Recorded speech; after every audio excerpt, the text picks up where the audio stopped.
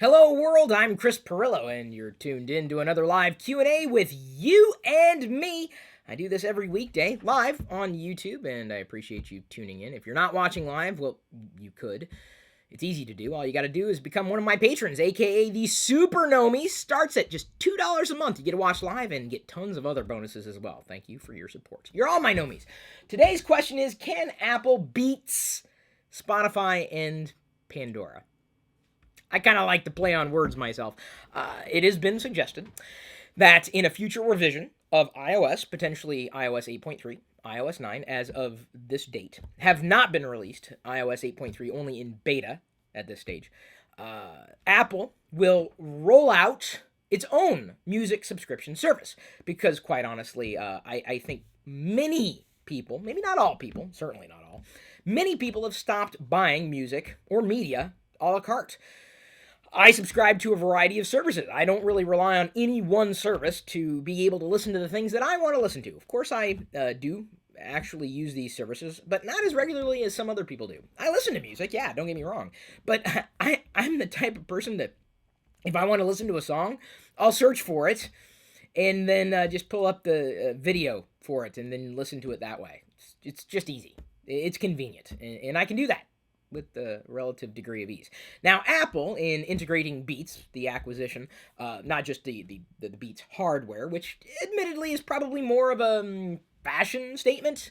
You know, wearing a brand and a logo means a lot to many people. Me, not so much. I care about brands and everything, but Beats was never really about the technology acquisition. It wasn't necessarily the best set of hardware out there, but, you know, they had some pretty deep ties to the music industry. The people who assembled Beats and made Beats what Beats was.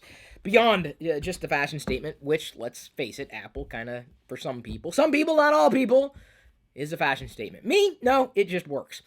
So Apple is going to be integrating the Beats music subscription service, allegedly, within iOS. Makes sense. They've got the acquisition. There is a subscription service that certain people are paying for. The question is it going to be any better than the alternative? And the current leading alternatives being Spotify and Pandora. Is it going to be better? Is it better now? Some people would say yes. They like the curation within Beats, more so than the curation within any other music subscription platform. And that's fine if you want the next generation of radio. You want a virtual DJ to play music that you might be interested in. You know, if you like this song, then you might like that song. That was the premise behind Pandora, the music genome project years ago. There was really nothing like it. It's good to see Pandora is still kind of moving along. The question is, how much is it going to cost? And I don't know if Apple's really nailed that down yet. If it's cheaper than Spotify and it has fewer songs, well, it's obvious why it's cheaper to be able to access the Beats music subscription library. But if it's more expensive, I think Apple's got just as many problems, because why would you pay more for Beats and get access to fewer songs than you would if you're paying into an alternative platform? So that's really the quandary that Apple finds itself in. If it ships with the device itself as a default iOS app, that, you know, may be a pretty big deal, because many people would say, oh, well, it's built in, I'll just use that, it's easy, it's tied into everything. And Spotify, to this point in time, is not tied into your iTunes account at all. You have to actually pick up a subscription independent of iTunes. Pandora does integrate with iTunes subscriptions at a different level, and of course gives Apple a cut. But at that stage, we may finally see Spotify moving the direction of integrating iTunes within its music subscription service, if only because of convenience, and not to bleed away any of their customer base. I don't know if Apple can do this. I'll go this far. With my iOS devices, I don't really like Siri, unless I'm talking about controlling something locally, like setting an alarm or a calendar appointment. But even then, it's kind of frustrating. Siri is... Every time I think of Siri, I just think of disappointment. The Siri is everything that is the promise of technology, but the failure of technology at the same time. Siri is just... Siri is... What's your review? My review is my sigh.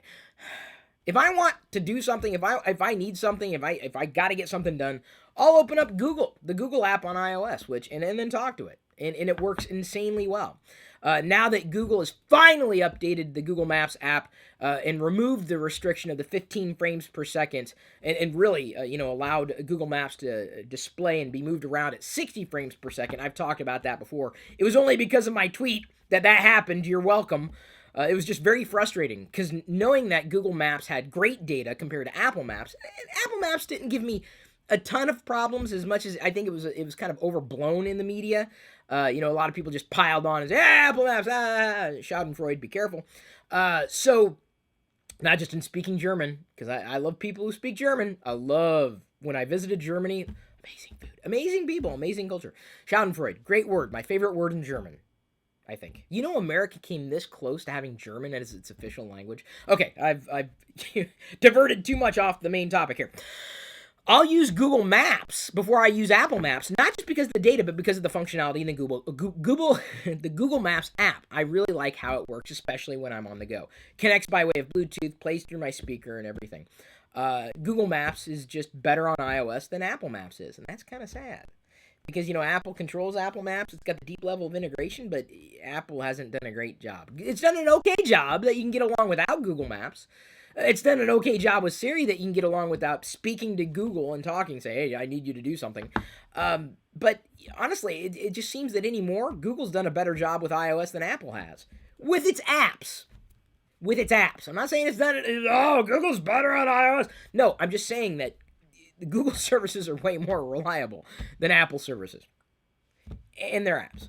So even if Apple integrates, and I think they will, integrate the Beats music subscription service within iOS at a tight level, I don't think it's going to be enough. I just don't. It'll be nice, but I don't think they've got a compelling argument for subscription service unless they're offering it for free, and I don't think they're going to do that either because they just couldn't. I mean, the music industry, hello, they want their money.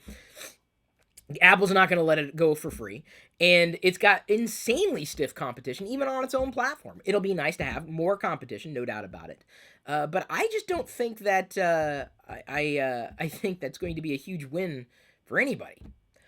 But maybe I'm wrong. Maybe you love Beats so much that you think it's going to topple Spotify and Pandora. I'm just a little more conservative, even knowing that it would be a default. So I don't think that outright, without that one hook. What's that hook? I've yet to hear that hook beyond. Well, you can subscribe and listen to your music. I can do that through other apps. I don't even need an app. I just search the web. Search.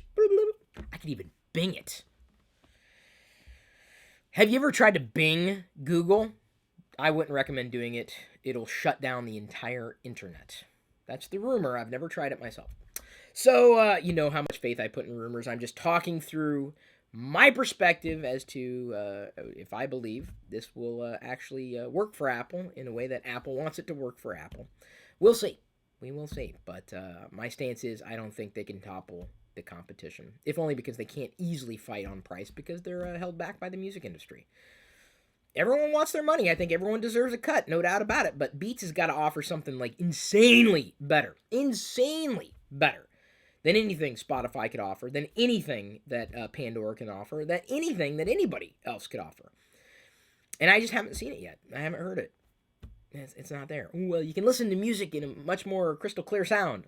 I'm not an audiophile. I don't do a lot of headphone reviews. Honestly, you could put like the top end headphones on me and then like a low end headphones on me. I might be able to hear the difference. Well, certainly if you're talking extremes, but most of it just falls in the middle. I'm not an audiophile. And you know what? Most people out there aren't. They just want to listen to their music. They're looking for a good deal. They're looking for some bonuses. So Apple, you got to work overtime on this one. And good luck, because we will win as consumers and people who listen to music on a regular basis. So that's my perspective. That's what I think today. I reserve the right to change my mind because I am human. You know what I'm saying? Some people would say, you're so biased. Well, it's just like saying, you're so human. We're all biased. I love you. I appreciate you. But at this point, I'm going to leave you to your own devices.